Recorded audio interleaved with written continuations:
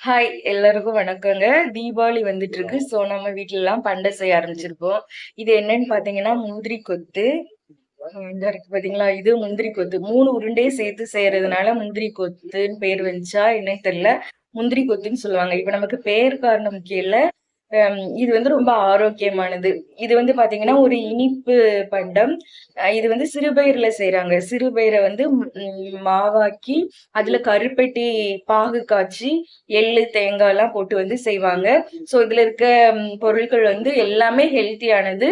இது வந்து எண்ணெயில போட்டு நம்ம பொரிச்சு எடுக்கிறதுனால இது 1 மாசம் வரைக்கும் கூட வந்து இருக்கும்.